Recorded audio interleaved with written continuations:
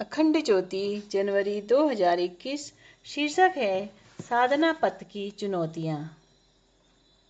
जीवन में सच्चे सुख, शांति व आनंद की खोज में व्यक्ति जाने अनजाने अध्यात्म मार्ग में प्रवृत्त हो जाता है। कभी अपनी इच्छा से तो कई बार देखा देखी और कभी कभी परिस्थितियों के प्रहार से चोटिल होकर यदि इस मार्ग में सही दिशा बोध कराने वाला मार्गदर्शक मिल जाए तो फिर अस्तित्व के रहस्य परत दर परत अनावृत होते जाते हैं।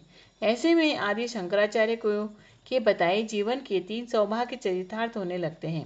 पहला, मानव जीवन जिसे प्राप्त करना सबके लिए सुलभ नहीं होता। दूसरा, मुक्त होने की अभिप्सा। और तीसरा, महापुरुषों का संसर्ग। सौभाग्यशाली हैं गायत्री परिवार से जुड़े साधक गण, जिन्हें युग ऋषि परम पूज्य गुरुदेव एवं परम वंदनीय माता जी के रूप में ऐसा समर्थ संरक्षण एवं मार्गदर्शन उपलब्ध है। लेकिन गुरु के मिल जाने भर से आत्मोन्नति का काम पूरा नहीं हो जाता। साधक को अपनी साधना की मंजिल तक पहुंचने से पहले उसके उतार चढ़ाव के बीच से होकर गुजरना ही पड़ता है। साधक जब निर्दिष्ट मार्ग पर सजगता से आगे बढ़ता है और दीर्घकालीन प्रयास पुरुषार्थ के बाद भी स्वयं को यथास्थिति में पाता है अथवा साधना में ठोस प्रगति होते हुए नहीं देख पाता है, तो ऐसी स्थिति में उसका हताश निराश होना स्वाभाविक है। ऐसे में कई तो अपनी साधना छोड़ देते हैं और अपनी पूर्वकालिक सांसारिक जीवन में संलिप्त हो जाते हैं, या फिर धर्म अध्यात्म का नाम पर अपनी छल छद्म की दुकान शुरू कर देते हैं। लेकिन साधना के मार्ग में एवं विधान से इस सबका कुछ लेना देना नहीं होता। वस्तुतः साधना में गुरु की सहायता सदा साथ ही होती है। बाधा व्यक्ति स्वयं ही होता है, जिसे वह पूरी तरह समझ नहीं पाता। भूल प्रायः साधना को कर्म कांड और व्रत अनुष्ठान तक सीमित मानकर चलने से होती है, जिसमें अपने सुधार की अधिक जहमत नहीं उठाई जाती। ज्ञात हो कि अध्यात्म का मार्ग बहुत सरल भी है और अत्यंत कठिन भी। सरल उसके लिए जिनका चित्त शुद्ध है और जिनके आंतरिक अवरोध न्यूनतम है। कठिन उनके लिए जिनका चित्त शुद्ध नहीं है और जन्म जन्मांतर के कुसंस्कार हर कदम पर रोड़ा बनकर उनके सामने खड़े हो जाते हैं और उन्हें साधना पथ पर एक भी कदम आगे बढ़ने नहीं देते। ऐसे में संस्कार की चट्टाने पीठ पर लादे शिखर का आरोहण भला कैसे संभव हो सकता है। नाव में भरी भारी चट्टानों के साथ संसार सागर कैसे पार किया जा सकता है। संस्कारों के क्षय की, चित्त के हल्के होने की प्रक्रिया समय साध्य होने के साथ ही कष्ट साध्य भी होती है, जिसमें वर्षों लग सकते हैं, पूरा जन्म खप सकता है, यहाँ तक कि कई जन्म भी लग सकते हैं। लेकिन इसमें हताश होने की आवश्यकता नहीं है, क्योंकि अपने यथार्थ से परिचय कल्याणकारी सिद्ध होता है। निम्न प्रगति का रूपांतरण स्वभाव में बदलाव अपनी कीमत मांगता है, जिसे तुरंत फुरत शॉर्टकट में जल्दी में नहीं किया जा सकता है। आत्म मूल्यांकन के आधार पर प्रत्येक साधक अपनी वस्तु स्थिति का बोध कर सकता है और तदनुरूप अपनी जीवन साधना के पथ पर आगे बढ़ सकता है। जहाँ खड़े हैं वहीं से आगे बढ़ना स्वर्णिम रीति है। इसके अलावा दूसरा कोई मार्ग नहीं है। यदि असीम धैर्य के साथ साधना पथ पर डटे रहें तो एक दिन मंजिल अवश्य मिलकर रहती है।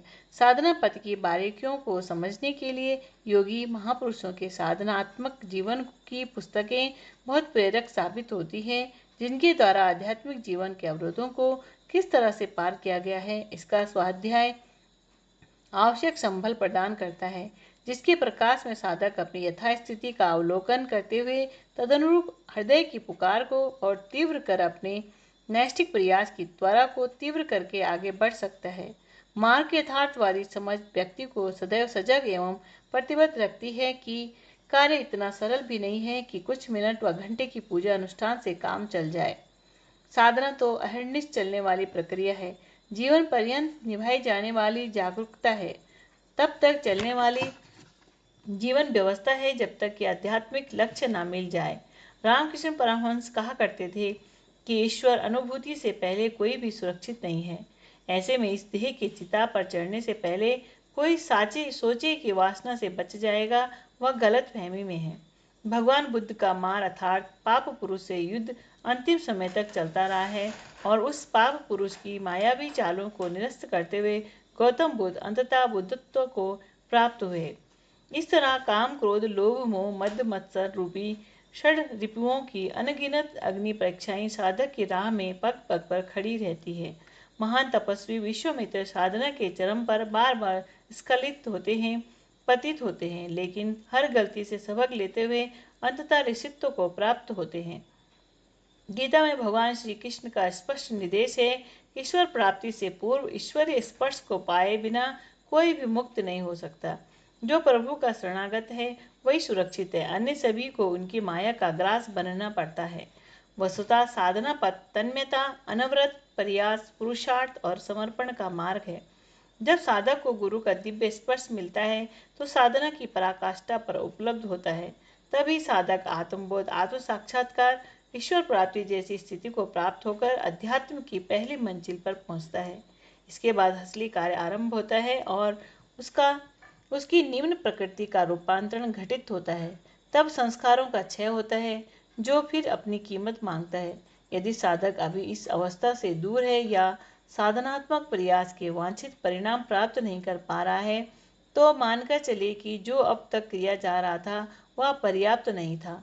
ऐसे में अपने प्रयास में नई त्वरा लाने की, पुरुषार्थ को प्रचंड करने की व राह में मिले सबक के अनुरूप नई रणनीति के साथ आगे बढ़ने तथा अपने प्रयास में एकाग्रता और निष्ठा लाने की आवश्यकता है।